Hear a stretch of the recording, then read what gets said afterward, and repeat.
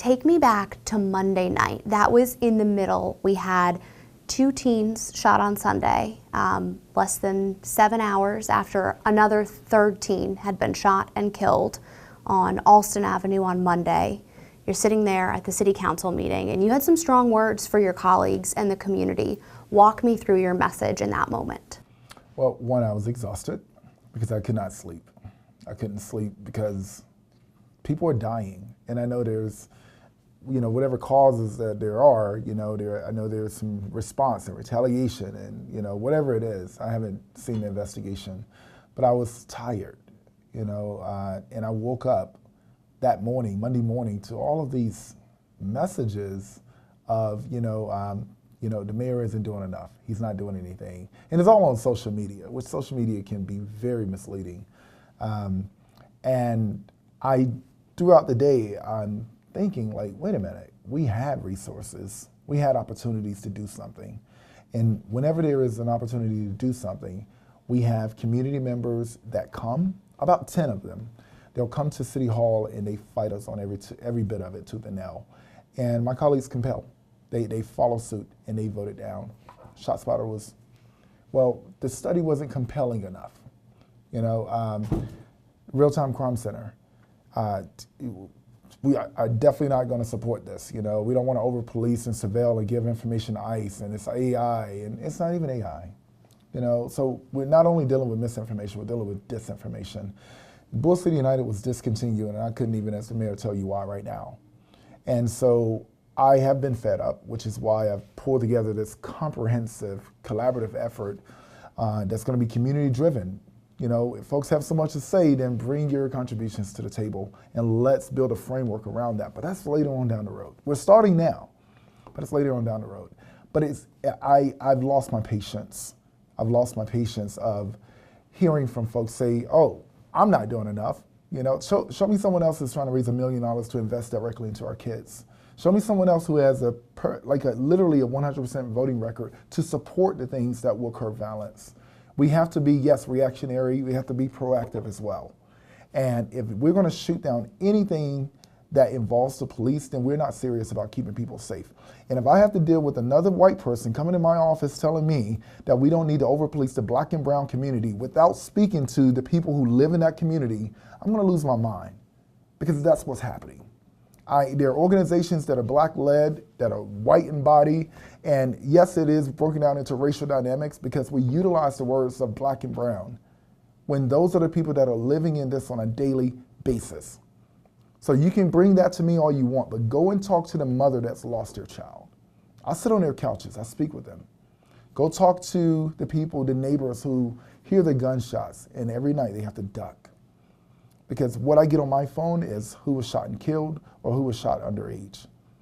I don't even get the reports of the amount of gunshots that are out there. So we're relying on relationships to bring down violence in our community. And in violence, like crime is overall going down. I want to highlight that. But our youth violence is out of control. And I can run down the city's budget of all the things that we're investing in. We have fare free busing. We have HEART. We have, we have our CIP. We have Vision Zero for transit. Why can't we have a Vision Zero for our youth from killing each other?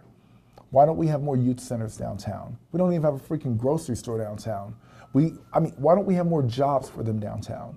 And so when I think about an innovation district downtown to bring companies in to allow our young people to experiment and be a part of creating the future, we'd rather have a park.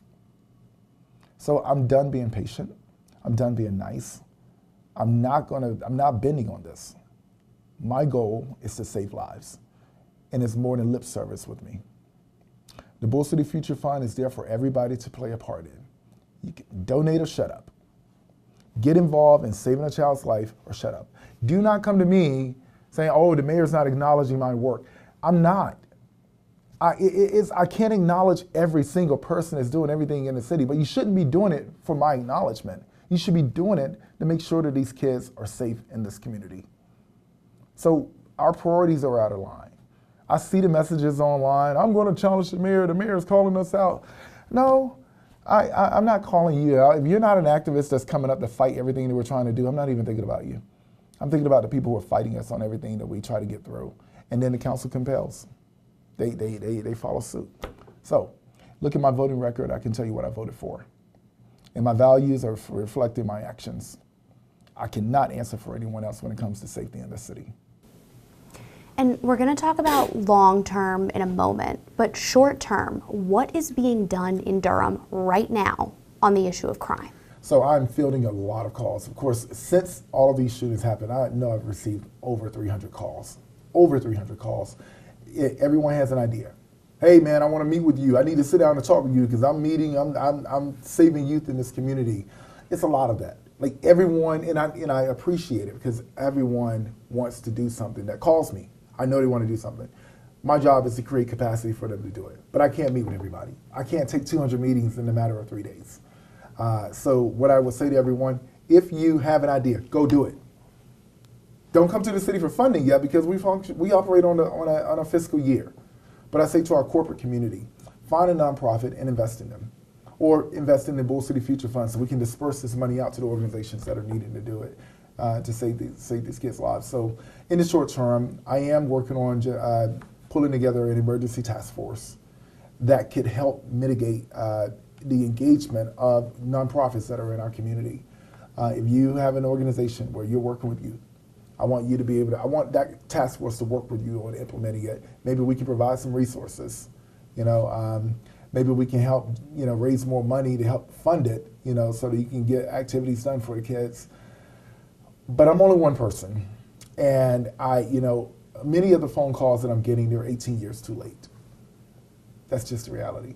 So I'm working on an emergency task force. I will be having a press conference to lay out some of the things that are happening in the immediate, such as town halls, community conversations, and helping people understand how they can play a role in this collaborative effort that we're doing to bring down violent crime amongst our young people in the city. And that collaborative effort, it's bringing together the city and the county. There was a lot of coverage. As well as nonprofit organizations. Yeah. But it will be evidence-based. It will be data-led. It will not be generated by popularity. There are some people that speak really loud on social media, and they talk about, I've been doing this for years, I'm boots on the ground. We could keep going, but if you have been doing it for years and you're effective, then you're going to be a part of the solution. But I'm not doing any of this. I'm not engaging you to stroke your ego. Kids are dying, and I just don't have the patience for that. So you're either going to be a part of the evidence and the data that's going to lead us where we're going or not. The long-term plan, where does that stand right now? So that's starting with, that is going to be community-centered. It's going to be a framework of strategies that will be from the city, county, all of our professional resources, and nonprofit organizations. I'm going to talk about those community conversations because that's where I would need people to come to show us what you got. And that summit workshop is going to be all about putting together the plan, the strategy. The first thing we have to do is triage. We have to stop the bleeding, and we have to stop it now. That's what I'm focusing on in the immediate. But we have to understand, what's the diagnosis, what's causing this, and we have to have a very targeted response. And then we get to the treatment. That's when we look at the holistic, the holistic approach to it, the services around it, the wraparound services, and then we'll get to prognosis. How do we keep this from happening again? And we're going to have to use every partner, every entity in our community that we possibly can. You talked about this. You want me to pause? Are you okay? No. Okay. We talked about this a little bit, but some of those efforts and initiatives that Durham has had, ShotSpotter, Bull City United, the Real-Time Crime Center that did not pass. Do you see any of those coming back? Do you believe any of those should come back? I do think they should come back, but we're going to have to let the data tell us that, because they're expecting Leo to say, "Hey, we need this," and I'm going to continue to be ignored. But we'll just, at this point, what resources we have will be data-led, and it's going to be up to this council and the commissioners to determine if we accept it or not. And so could those things be part of the discussion with the long-term plan? Absolutely. Okay. Yeah. Anything else that you want to add that I didn't ask you about on this topic? No, I think that, the conversation does need to expand. I'm the mayor of the city, but I'm only one vote. And I think that this conversation has to expand to other stakeholders. and ask where they stand on it. You know, and they're going to have to answer to the community. You know, but I'll continue to do my part.